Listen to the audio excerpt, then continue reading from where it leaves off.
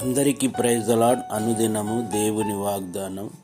ప్రియులారా, ఈ ఉదయకాలం దేవుడు మన కోసం ఏర్పరిచిన దేవుని వాగ్దానాన్ని జ్ఞాపకం చేసుకుందాం.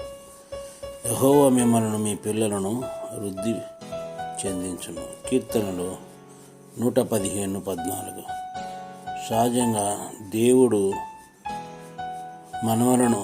మన పిల్లలను వృద్ధి పొందించును అని తన యొక్క వాగ్దానము ద్వారా తెలియపరుస్తున్నట్లు మనం చూస్తున్నాం.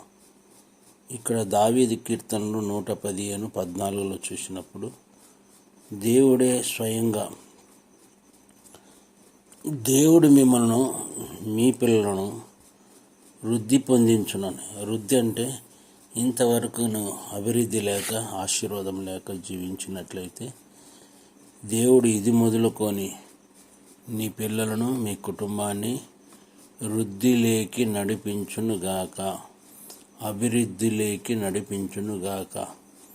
సౌలు కుటుంబము దావీదు కుటుంబం చూసినప్పుడు అంతకంతకు సౌలు కుటుంబము నీర్షిలెను, అంతకంతకు దావీదు కుటుంబం వృద్ధిలోకి నడిచెను, వర్ధిల్లెను అని మనం చూస్తున్నాం. ఈరోజు నీ కుటుంబం వర్ధిల్లాలంటే నువ్వు అన్ని విషయాల్లో నమ్మకం కలిగి విశ్వాసం కలిగి జీవించినప్పుడు నా ప్రభు నిన్ను ఆశీర్వదించి ఉన్నతమైన స్థితిలో నడిపించడానికి శక్తి కలిగిన దేవుడు కనుక యెహోవా మిమ్మల్ని మీ పిల్లను వృద్ధి పొందించును.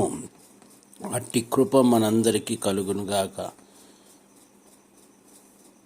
ప్రియులారా, ఈ వాగ్దానం గురించి ప్రార్థన చేస్తాను. ప్రేమ కలిగిన తండ్రి, పరిశుద్ధాత్మ, నీకు వందనాలు. ఈ ఉదయకాలం మీరు మాకు చేసిన వాగ్దానం శ్రేష్టమైనది.